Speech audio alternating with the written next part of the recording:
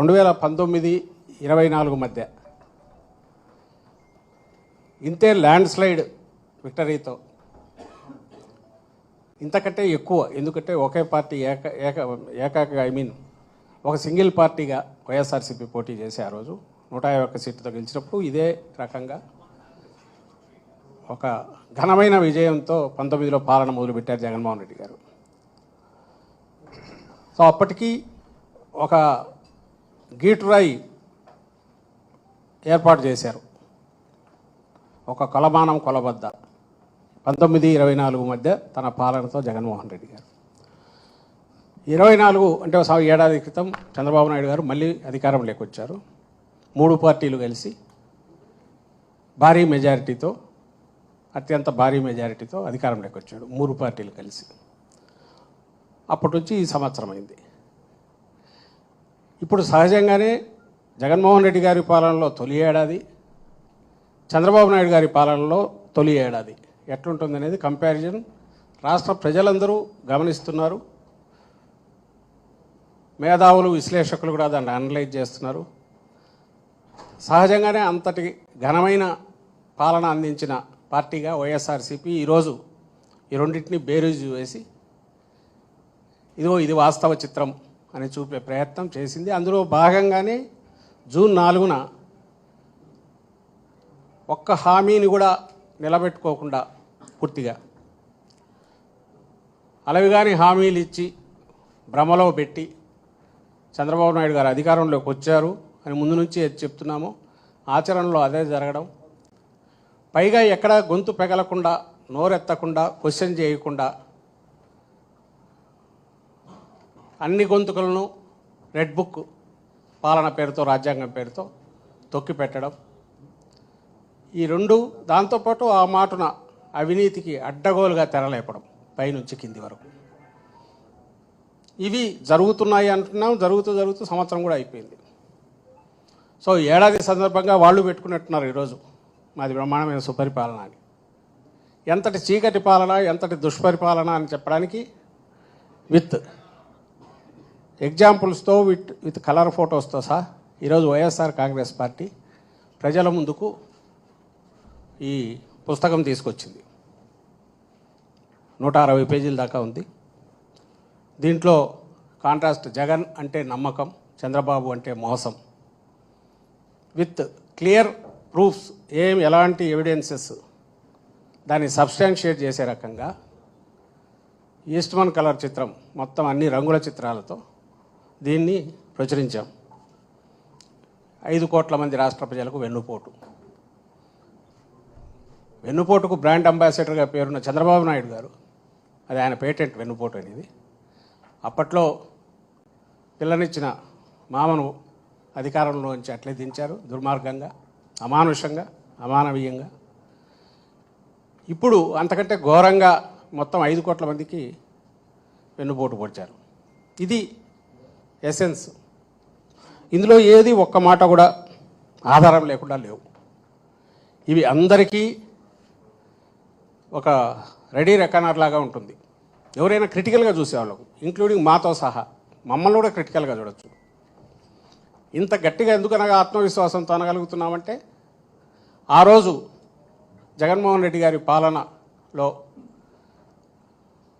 బంగారు భవిష్యత్తుకు, రాష్ట్రానికి, పేదలకు, రాష్ట్ర ప్రజలందరికీ ఎలా పునాదులు వేసి ముందుకు తీసుకెళ్లారో అది ఉంది, విత్ ఎవిడెన్సెస్. ఈ ఏడాదిలో మొత్తం ఎట్లా దాన్ని ధ్వంసం చేసి ఒక విధ్వంస పాలనో, చీకటి పాలననో ఒక 10 ఏళ్లకు సరిపడా ఎట్లా అంత చేశాడు ఏడాదిలో చంద్రబాబు నాయుడు అనేది దీంట్లో ఉంది. బట్ ఇది పూర్తి కాదు. అవన్నీ పట్టాలంటే జగన్మోహన్ రెడ్డి గారి ఏడాది పాలనలో, 5 ఏళ్ల పాలనలో అయితే ఏం చేశారా అంటే చెప్పాలంటే ఎట్లయితే గుక్క తిప్పుకోకుండా గంటలు టైం పట్టేదో, అది వ్యవస్థలను సృష్టించడం, కొత్త వ్యవస్థలు అయితే ఏమి ఎండ్ వరకు, A to Z వరకు ప్లాన్ చేసి అన్ని రంగాలను ముందుకు తీసుకెళ్ళడం అయితే, యువత భవిష్యత్తుకు శాశ్వతమైన ఒక దీన్ని కల్పించడంలో పునాదులు వేసి సుస్థిరమైన అభివృద్ధి వైపు అడుగులు వేయడం అయితే, 4 పోర్ట్లు తీసుకొచ్చి మెడికల్ కాలేజీలు 17 మెడికల్ కాలేజీతో ఏది చూసినా చాలా బిగ్ లీప్. దాదాపు 20 ఏళ్లలో కూడా చేయలేనివి 5 ఏళ్లలో. పోర్ట్ల విషయం తీసుకుంటే 75 ఏళ్లలో చేయలేనిది 5 ఏళ్లలో. స్వాతంత్రం వచ్చినాకున్న పోర్ట్లకు ఒక్కసారి మెడికల్ కాలేజీలు అంతే. స్వాతంత్రం వచ్చినాక మొత్తం 11 ఉంటే ఇప్పుడు 17 కొత్తవి. అందులో 5 ఆయన మా హయాంలో, అటు జగన్మోహన్ రెడ్డి గారి హయాంలో పూర్తి కూడా చేశారు. 1,30,000 ఉద్యోగాలు రాగానే 3 నెలల్లోనే ఎక్కడ చిన్నపాటి ఇది లేకుండా నింపడం. పాతను ఎప్పటి నుంచో సెటిల్ కానీ ఇష్యూస్ అన్నిటి రిజాల్వ్ చేయడం. టీచర్ల రిక్రూట్మెంట్లో అయితే మిగిలిన వాటిలో అయితే అన్నీ ఎంప్లాయీస్ తీసుకోండి, స్టూడెంట్స్ తీసుకోండి, ఏదైనా సరే హోలిస్టిక్ సొల్యూషన్ అంటే మొత్తంగా 360 డిగ్రీస్లో ఇచ్చేసి దానికి మళ్ళీ సమస్య తలెత్తకుండా పరిష్కారం చూపింది జగన్మోహన్ రెడ్డి గారిది. అవి తలుచుకోవాలంటే గంటలు గంటలు చదువుతుంటే చేసినవన్నీ ఎట్లా పట్టేదో టైం. చంద్రబాబు నాయుడు గారు ఏడాది చూడగానే మనకు కనపడేది ఒకటే, ఏది ఎత్తి చూపాలో అర్థం కావట్లా. మామూలుగా ఇది రావాల్సింది 5,000 పేజీలో రావాలా మొత్తం తీస్తే. అంత అన్నిటికీ అర్థం పట్టలేము, అన్నిటికీ తీసుకొచ్చాడు పెట్టలేము కాబట్టి సంక్షిప్తంగా ఈయన నట్షల్ బ్రీఫ్గా తెస్తే 160 పేజెస్ అయినట్టుంది. ఆయన ఘనత చెప్పడానికి జగన్మోహన్ రెడ్డి గారిది ఎట్లయితే గంటలు గంటలు పట్టేదో, ఈయన ఎట్లా విధ్వంసం చేశారో చెప్పడానికి ఎంత చెప్పినా తరగదు. చంద్రబాబు నాయుడు గారు ఏడాదిలో చేసింది ఇది ఈయన సాధించిన ఘనత. పైగా ఒక్కటే, చంద్రబాబు నాయుడు గారు వెన్నుపోటు, బెల్ట్ షాపు, జన్మభూమి కమిటీ ఎట్లా వీటికైతే పేటెంటు వీటికి తెచ్చుకున్నాడో డూబియస్ డిస్టింక్షన్ అంటాం. చెత్త పనులకో దుర్మార్గాలకో ఎవరన్నా ఘనమైన పేరు తెచ్చుకుంటే పోల్చేది. ఆయన కుమారుడు ఇప్పుడు రెడ్ బుక్ అనేదానికి, రెడ్ బుక్ అంటే ఎవరంటే లోకేష్ని ఆయన తెచ్చుకున్నాడు. ఈ ఘనత మాత్రం సాధించుకున్నాడు ఇద్దరు. ఈ డూబియస్ డిస్టింక్షన్. చట్టం లేదు, ఒక ప్రొసీజర్ లేదు, ఒక కన్వెన్షన్స్ ఫాలో అయ్యేది లేదు, అడ్డగోలుగా పోతున్నారు. అవి మన కళ్ళ ముందు చూస్తున్నాం. సో వీటికి సంబంధించినంతవరకు ఈ ఇయర్లో జరిగినవి ఏదైతే మనం ఈ బుక్లో పెట్టామో ఇది రాష్ట్ర ప్రజలందరికీ అందుబాటులో తెస్తున్నాం. ఈరోజు ఇక్కడ రిలీజ్ చేశాం. ఐ థింక్ రేపు ఇప్పుడు 1 or 2 డేస్లో జిల్లా కేంద్రాల్లో జిల్లా పార్టీ అధ్యక్షులు చేస్తారు. ఆ తర్వాత నియోజకవర్గ కేంద్రాలు, ఆ తర్వాత మండల కేంద్రాల్లో కూడా చేస్తాం. ఎందుకంటే చదువుకోగలిగిన వాళ్ళు, ఓపిక ఉన్న వాళ్ళు తీరిక ఉన్న సమయంలో మొత్తంగా చూడాలి, అవగాహన చేసుకోవాలి.